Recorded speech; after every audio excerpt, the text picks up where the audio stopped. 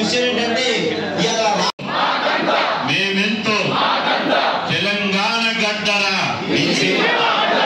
తెలంగాణ గడ్డరా తెలంగాణ గడ్డరా ఖబర్దార్ రిజర్వేషన్ వ్యతిరేకులారా ఖబర్దార్ రిజర్వేషన్ వ్యతిరేకులారా నాడెవ్వడు వీడెవ్వడు బీసీలకు అడ్డొస్తే బీసీలకు అడ్డొస్తే ఖబర్దార్ మేమెంతో మేమెంతో మేమెంతో జోహార్ మహాత్మా జ్యోతి ఇక్కడ చేరుని వేసుకోండి మీడియా మిత్రులు కూడా చేరి వేయండి వాళ్ళకు ఇంకో కరెక్ట్ ఆలోపు జిల్లా అధ్యక్షుడు మాట్లాడతారు మళ్ళీ సెకండ్ సెషన్లో జనరల్ సెక్రటరీ ఆ తర్వాత గాంధీబాయి ఇక్కడ వేయడం బీసీ సంక్షేమ సంఘం జాతీయ అధ్యక్షుడు ఈరోజు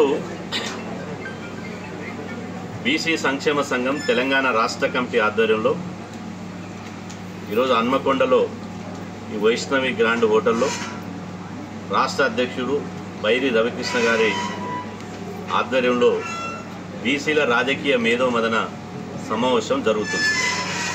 ఈ సమావేశంలో బీసీ మేధావులు, బీసీ ఉద్యోగులు, విద్యార్థి యువజనులు, మహిళలు, బీసీ కళాకారులు, అదేవిధంగా 33 జిల్లాల నుండి అన్ని జిల్లాల అధ్యక్షులు, ప్రధాన కార్యదర్శులు, రాష్ట్ర కమిటీ నాయకులు ఈరోజు అందరూ పాల్గొనడం జరిగింది. ఈ సమావేశంలో సుదీర్ఘంగా 5 ఎజెండాల మీద ఈ 5 ఎజెండా కార్యక్రమాలను మేము బేస్ చేసుకొని ఈరోజు ఈ సమావేశంలో సుదీర్ఘంగా చర్చించడం జరిగింది. ఈ ఎజెండా చర్చించిన తర్వాత ముఖ్యంగా అందరి నాయకుల అభిప్రాయంతో అందరి యొక్క వాళ్ళ యొక్క అభిప్రాయాలను పరిగణలోకి తీసుకొని ఈ సమావేశం బీసీల రాజకీయ మేధోమదన సమావేశం 10 తీర్మానాలను ఏకగ్రీవంగా ఆమోదిస్తుంది. ప్రధానంగా ఈ 10 తీర్మానాల్లో మొదటగా కాంగ్రెస్ పార్టీ కామారెడ్డి డిక్లరేషన్లో బీసీలకు 42% విద్యా ఉద్యోగ రాజకీయ రంగాల్లో రిజర్వేషన్లు ఇస్తానని చెప్పి హామీ ఇచ్చింది. మేము పోరాటం చేస్తే ఎన్నికలకు పోకుండా విద్యా ఉద్యోగాల రిజర్వేషన్లు పెంచడానికి అసెంబ్లీలో బిల్లు చేసింది, కేంద్ర ప్రభుత్వానికి పంపించడం జరిగింది. అదేవిధంగా మొన్న అసెంబ్లీ వర్షాకాల సమావేశంలో ప్రత్యేక అసెంబ్లీ సమావేశం ఏర్పాటు చేసి రాష్ట్ర గవర్నర్ గారికి పంపించడం జరిగింది.